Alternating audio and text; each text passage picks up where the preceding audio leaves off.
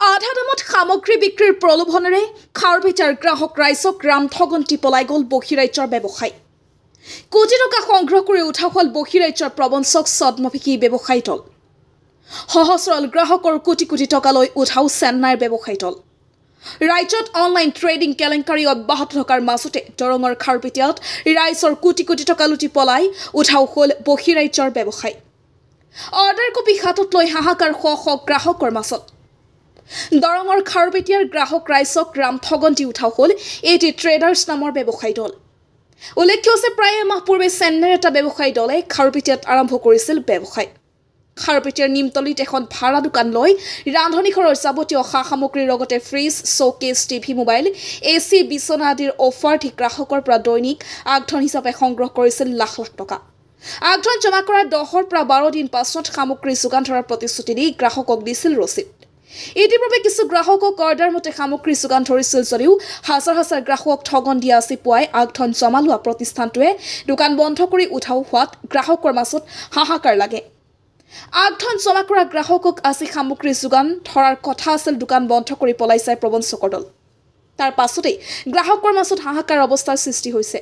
গ্ৰাহক ৰাইজৰ লগতে দৰং জিলা আমচুৱে ইয়াৰ ওপৰত ব্যৱস্থা গ্ৰহণ কৰিবলৈ দৰং জিলা প্ৰশাসনক দাবী জনাইছে।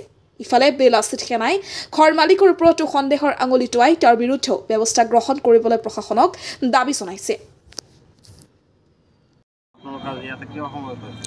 আজি এই ইয়াতে এটা প্ৰতিষ্ঠান, এইটো প্ৰতিষ্ঠান বুলি ক'লে ভুল হ'ব, এওঁলোকৰ এইটো ভুৱা প্ৰতিষ্ঠান যিটো এটি ট্ৰেডাৰ্ছ নামে এটা সাউথ ইণ্ডিয়াৰ তামিলনাডুৰ পৰা আহি পেলাই তেওঁলোকে এটা ব্যৱসায়িক এখন দোকান খুলিছিলে। এই দোকানখনত তেওঁলোকে কি কৰে, অনলাইন মানে কি তেওঁলোকক এডভান্স হিচাপত আগধন দিব লগা হয়। আগধন দিয়াৰ পিছত তেওঁলোকে যিটো বস্তুৰ যিটো দাম তাৰে আধা দামত তেওঁলোকে মালটো দিয়ে আৰু সেই হিচাপতে মানুহখিনি আমাৰ প্ৰলোভিত হৈছিলে। তেওঁলোকে প্ৰলোভন এটা যিটো জাল, এই জালখন পেলাইছিলে আৰু জালখন পেলাই পেলাই ইয়াতে বিভিন্ন মানুহৰ পৰা, বিভিন্ন গ্ৰাহকৰ পৰা যথেষ্ট পৰিমাণৰ ধন তেওঁলোকে সংগ্ৰহ কৰিছিলে।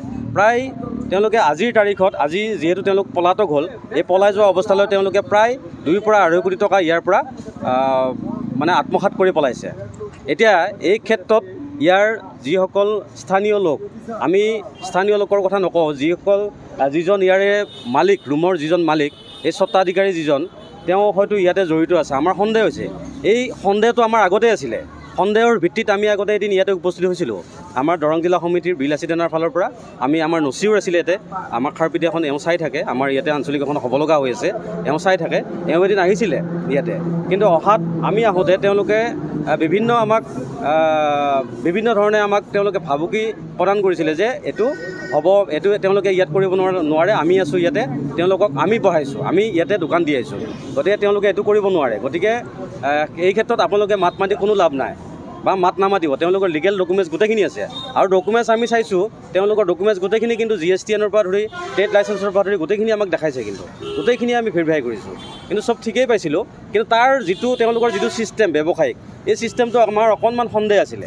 ছিষ্টেমটো যিহেতু তেওঁলোকে ব্যৱসায় এইটো হিচাপত কৰিছে যে পইচাটো আগতে দিব লাগে, আগতে দিলে কি হয় মানে 10 দিন পিছত তেওঁলোকে সেই বস্তুটো আধা দামত দিব পাৰে, কিন্তু সেই কথাটোতে আমাৰ সন্দেহ হয়। এই তেওঁলোকৰ ওচৰত আহিছিলোঁ, কিন্তু যিটো আমি সন্দেহ কৰিছিলোঁ সেই সন্দেহটোৱে আজিৰ তাৰিখত মানে প্ৰতিফলিত হৈছে। সেই সন্দেহটোৱে হ'ল। কি বস্তু তেওঁলোকে বিক্ৰী কৰিছে এই প্ৰতিষ্ঠানত? কি ক'লে? তেওঁলোকে এই প্ৰতিষ্ঠানত কি বস্তু? এই প্ৰতিষ্ঠানটোত তেওঁলোকে হোম জুৱেলাৰী, ফাৰ্ণিচাৰ, বিভিন্ন ধৰণৰ AC, ফ্ৰিজ, কিটচেনৰ সামগ্ৰী, বিভিন্ন ধৰণৰ সামগ্ৰী তেওঁলোকে ইয়াতে বিক্ৰী কৰাৰ মানে এটা জাল পেলাইছিলে। ৰুমৰ মালিকৰ পত্নীয়ে মানে ইতিমধ্যে কৈছে যে কোৰ্টত গৈ তেওঁলোকে যিটো এগ্ৰিমেণ্ট কৰিব লাগে। কোৰ্টৰ ফালৰ পৰা তেওঁলোকে ৰুমৰ মালিকৰ পত্নীয়ে কৈছে বোলে ৰুমৰ এইটো ব্যৱসায়ৰ কাৰণে তেওঁলোকে কোৰ্টৰ পৰা এটা এগ্ৰিমেণ্ট আনিছে আৰু এগ্ৰিমেণ্টৰ ভিত্তিতে তেওঁলোকে ব্যৱসায় চলাইছিলে। কিন্তু এগ্ৰিমেণ্টটো কিমান দূৰ সম্ভৱ, তেওঁলোকে কি হিচাপে বা কেনেকুৱা এটা হিচাপত তেওঁলোকে এগ্ৰিমেণ্টটো কৰাই আনিছে, সেইটোৰ ওপৰতো আমাৰ কিন্তু সন্দেহ আছে। আমাৰ মেইন মানে আমি এতিয়া মেইনলি ক'ব লাগিব, যি আমাৰ ৰুমৰ স্বত্বাধিকাৰ, তেওঁলোকক ব্যৱসায়িক দোকানখন দিবলৈ ইয়াতে তেওঁলোকক দিছিলে, তেওঁলোকৰ এই বিল্ডিংটোৰ স্বত্বাধিকাৰৰ ওপৰত আমাৰ কিন্তু পূৰা সন্দেহ আছে। এই স্বত্বাধিকাৰৰ পূৰা সন্দেহ আছে আমাৰ। এইটো প্ৰায় 1.5 মাহমান আগৰ পৰা হ'ব ন? 1.5 মাহমান আগৰ পৰা তেওঁলোকে ইয়াৰ পৰা আনুমানিক 2-3 কোটি টকা হ'লে আমিতো ধৰিব পাৰোঁ, প্ৰায় 1500 বা 2000 মানুহৰ ইয়াতে প্ৰলোভন দি পেলাই এখন জাল পেলাই লৈ গৈছে টকা। আজি দিয়াৰ তাৰিখ আছিল নহয় এইটো ডেলিভাৰী তেওঁলোকৰ চিষ্টেমটো অকণ বেলেগ ধৰণৰ, মানে 10 দিনৰ পিছত তেওঁলোকে কাষ্টমাৰবিলাকক মানে মালখিনি দিয়ে, 10 দিনৰ আগতে মাল লয়। সেই হিচাপত তেওঁলোকে প্ৰথমতে হয়তো তেওঁলোকে 2-4জনৰ কাষ্টমাৰক দিছে মাল, ডেলিভাৰী দিছে, নিদিয়া নহয়। কিন্তু তাৰপিছত পৰ্যায়ক্ৰমে তেওঁলোকে মানে যিটো ডেট দিব লগা এই ডেটটো বঢ়াই গৈ আছে, আৰু বঢ়াই যাওঁতে তেওঁলোকৰ এটা মোটা ধন যেতিয়া জমা হৈ গৈছে, আজিৰ তাৰিখত সেই তেওঁলোকে পলাবলৈ মানে ইয়াৰ পৰা পলাই গৈছে, গুচি গৈছে। কিছুমানৰ ধৰক আপনি অভিযোগ কৰিছে 2-3 কোটি মান ধন লুটি আইনগতভাৱে প্ৰশাসনিক দিশত ইতিমধ্যে স্থানীয় লোক যিসকল এই জালত পৰিলে তেওঁলোকে ইতিমধ্যে প্ৰশাসনক অৱগত কৰিছে, আৰু আমাৰো দায়িত্ব, সংগঠনৰ দায়িত্ব আছে, আমি প্ৰশাসনৰ ওচৰত চাপিম নিশ্চয়। ইয়াৰ যিখিনি মানে যিখিনিয়ে ভুগিলে এই ভোগা ৰাইজখিনিক আমি যাতে কিবা ন্যায় দিব পাৰোঁ তাৰ ক্ষেত্ৰত আমি মাত মাতিম। প্ৰশাসনৰ ওচৰত গৈ নিশ্চয় আমি এই ব্যৱস্থাটো একবাৰ কথা পাতি চাব চেষ্টা কৰিম। হয়, আপুনি কি বস্তু অৰ্ডাৰ কৰিছিলে, কিমান দিন আগতে কৰিছিলে? মই এটা গডৰেজ অৰ্ডাৰ কৰিছোঁ 5,260 টকা, অলৰেডি পইচাখিনি দিছে, পৰহিজনে কৰিছোঁ মই। তাৰপিছত মোক কৈছে 10 তাৰিখে আপুনি বস্তুটো পাব। সেই ঠিক মই ঠিকে আছে, মই মালিকক সুধিলোঁ বস্তুটো কেনেকুৱা, পইচা মাৰি লৈ যায় নেকি, ক'ৰ মানুহ সিহঁতে গম পাব। কয় আমি অৰ্ডাৰ দিছোঁ, অলৰেডি সিহঁতে কালি মাল পাইছে, 3টা অৰ্ডাৰ আছিল মালিকৰ, এতিয়া মাল পাইছে, আৰু আমাৰতো 10 তাৰিখে দিম বুলি কৈছে। লগে লগে মই কি কৰিলোঁ, পইচা দিলোঁ 5,200 টকা, 260 টকা দি দিলোঁ। উৰিছে 5 তাৰিখ মই অনা নাই, এতিয়া মই গম পালোঁ যে এইটো মাৰ গ'ল। মই চিন্তা কৰি আছোঁ এইটো আমাৰ বস্তুখিনি দুখীয়া মানুহ, 5,000 টকা মই ইমামতি কৰোঁ এক মাহত, তাৰে 5,200 টকাত মই বস্তু লৈছোঁ। আমি 20 দামত কিনিব নোৱাৰোঁ, ইয়াতো পাইছোঁ অলপ কমত পাইছোঁ আমি, সেইকাৰণে লৈছোঁ বস্তুটো। কিন্তু আজি চাইছোঁ সিহঁতে পলাই গুচি গ'ল। এতিয়া আপোনালোকে প্ৰশাসন আছে, আপোনালোকে কিবা ব্যৱস্থাটো কৰে আমাৰ কাৰণে। মোৰ নিচিনা আৰু ভুক্তভোগী আছে, কিছুমানে 7 লাখ টকাৰ মাল লৈছে, এনেকৈ লৈছে, আৰু মানুহ আছে ইয়াতে। ৰিচিপ্ট দিছে, কিছু মই আনৰ ঘৰত থৈ আহিছোঁ, মই ইয়াতে আহিছোঁ, ৰাতিপুৱাই আহিছোঁ, ঘৰত যোৱা নাই এতিয়ালৈকে। বস্তুটো আমাৰ আছে, ৰিচিপ্ট আছে। আচলতে এটা কথা ক'ব লাগিব, যিবিলাক মানে বহিৰাগত কোম্পানীয়ে হওক, যিবিলাক মানে দোকানে হওক, আজি চাব পাৰিব বহিৰাগত যিবিলাক খাৰ কোম্পানী আছে, এইবিলাকৰ ওপৰতো মানে চৰকাৰে ভালকৈ তদন্ত কৰিব লাগে। যিহেতু অসমৰ যি এটা মানে পৰিৱেশ বৰ্তমান হৈ আছে, মানে এই কিছুদিন আগতে চাইছে হাজাৰ কোটি টকা মানে স্কেম হৈ আছে। আজি আমাৰ এই খাৰুপেটীয়াত কমচে কম 2-3 কোটি টকা স্কেম হৈ আছে। এই জনসাধাৰণক আমাৰ এই বহিৰাগত কোম্পানীবিলাকে বেছিভাগ টাৰ্গেট কৰি লৈছে আমাৰ ইয়াৰ মহিলাসকলক, সহজ সৰল মহিলাসকলক লুটি কেনেকৈ ল'ব পাৰি।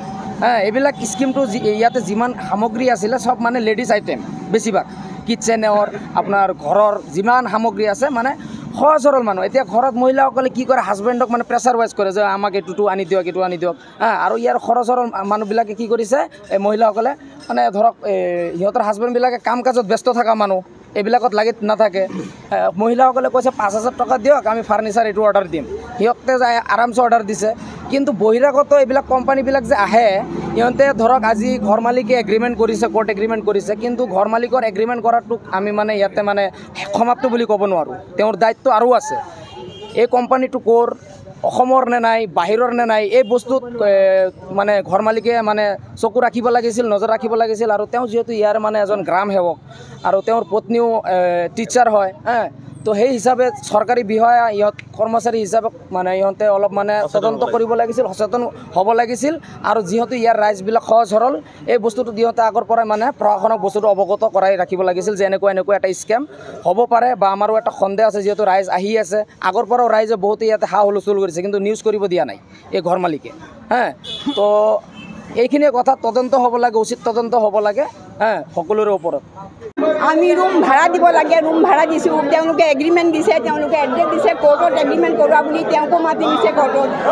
কোৰ্টে কৈছে যে তেওঁলোকৰ অলৰেডি তেওঁলোকৰ এভৰিথিং অ'কে, কেন ইউ গিভ দেম ৰুম, সেই হিচাপে হৈছে। তাৰপিছত তেওঁলোকে থানাত গৈছে, থানাৰ পৰা পুলিচ আহিছে, পৰহি থানাত আহিছে, থানাও বহি আছে, থানাও দেখিছে। এতিয়া এই পাৰপাছত মই কি ক'ম, দেৰ ইজ ন'